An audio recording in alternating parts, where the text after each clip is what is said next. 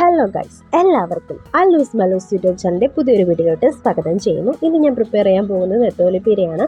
ഇതിന് വേണ്ടുന്നത് തേങ്ങ വേണം, കറിവേപ്പില, ചെറുള്ളി, ഇഞ്ചി, വെളുത്തുള്ളി, പച്ചമുളക് ഇല്ലാത്തവർ കാന്താരിമുളകായാലും എടുക്കാം. ഇത് നന്നായിട്ട് ചതച്ചെടുക്കാം.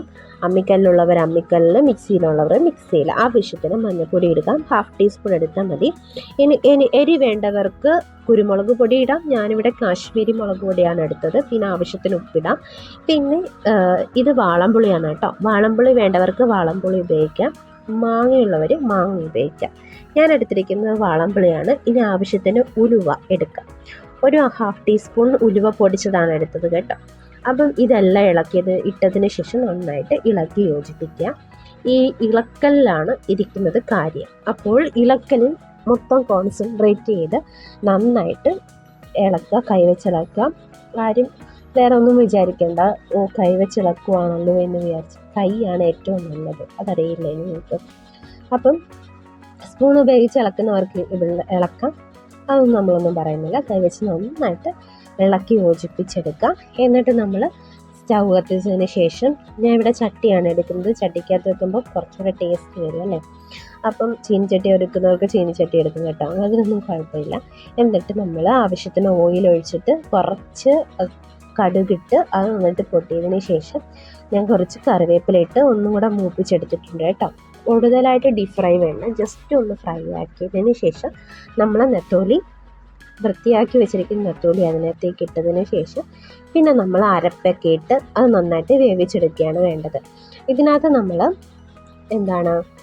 ആവശ്യത്തിന് വെള്ളം മാത്രം ഉപയോഗിച്ചാൽ മതി. കൂടുതൽ വെള്ളം ആകുമ്പോൾ അത് അവസാനം നെത്തോലി കറിയായി മാറും.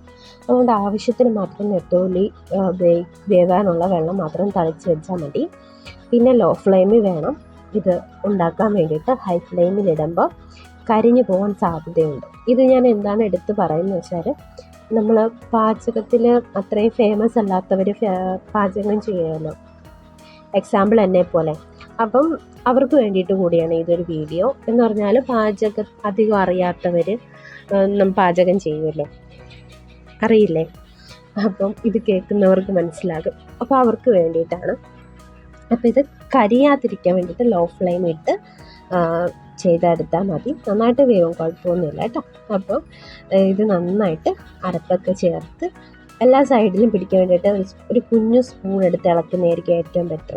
കാരണം വലിയ സ്പൂണിട്ട് ഇളക്കുമ്പോൾ അത് മീൻ ഉടയാൻ സാധ്യതയുണ്ട്, കുഞ്ഞു മീനല്ലേ. അപ്പോൾ അതിൻ്റെ മാംസം പൊളിഞ്ഞു പോകാൻ സാധ്യതയുണ്ട്. അതുകൊണ്ട് ഞാൻ ഈ എടുത്ത പോലെ ഒരു കുഞ്ഞു സ്പൂൺ എടുത്തിട്ട് ഇളക്കിയാൽ മതി. അപ്പം എല്ലാവർക്കും ഇഷ്ടപ്പെടുന്ന നല്ലൊരു ടേസ്റ്റി ആയിട്ടുള്ളൊരു റെസിപ്പിയാണത്. അപ്പോൾ എല്ലാവരും ട്രൈ ചെയ്തിട്ട് നിങ്ങളുടെ വിലയേറിയ കമൻറ്റ്സ് ബിലോ ദ കമൻറ്റ് സെക്ഷനിൽ രേഖപ്പെടുത്തണം. അതുപോലെ തന്നെ ഷെയർ ചെയ്യുന്നവർ ഷെയർ ചെയ്യുക, സബ്സ്ക്രൈബ് ചെയ്ത് പോവുക കേട്ടോ. ആ വീഡിയോ കാണുന്നവർ എല്ലാവർക്കും ഇഷ്ടപ്പെടുമെന്ന് വിചാരിക്കുന്നു. നല്ല ടേസ്റ്റ് ഉള്ളതാണ്. അപ്പോൾ നെക്സ്റ്റ് വീഡിയോയിൽ എന്തായാലും ഞാൻ വരുന്നതായിരിക്കും. അപ്പം എല്ലാവരും ഹാപ്പി ആയിട്ടും സേഫായിട്ടും ഇരിക്കുകയാണെന്ന് ഞാൻ വിശ്വസിക്കുന്നു. മഴയൊക്കെയല്ലേ, അപ്പോൾ ഇതേപോലുള്ള ഡിഫറെൻ്റ് ആയിട്ടുള്ള എന്തെങ്കിലുമൊക്കെ ഉണ്ടാക്കി നമ്മൾ വയറ് നിറച്ച് കഴിക്കുമ്പോൾ മനസ്സ് നിറഞ്ഞുറങ്ങാൻ പറ്റും അല്ലേ. അപ്പോൾ മനസ്സ് നിറഞ്ഞ് ഓരോ കാര്യങ്ങൾ ചെയ്യുവാനും എടുക്കുവാനൊക്കെ പറ്റും. അപ്പം അതാണ് നമ്മൾ പറഞ്ഞു വരുന്നത്. ഓക്കെ, അപ്പോൾ കുറച്ച് ഓയിൽ കുറച്ച് തൂകുമ്പോൾ അതിനൊരു ഫ്ലേവറാണ്. അടച്ച് വെച്ച് നന്നായിട്ട് ലോ ഫ്ലെയിമിൽ വേവിച്ചെടുക്കാം. തിളയ്ക്കുന്ന കണ്ടില്ല, ഒരു വെള്ളം കാണാൻ പറ്റുമോ? ഇതിന് നല്ല മണമാണ് കേട്ടോ, ആ കറിവേപ്പിലയുടെ അതിൻ്റെ എല്ലാം. അപ്പോൾ നെക്സ്റ്റ് വീഡിയോയിൽ വീണ്ടും കാണാം. Bye guys.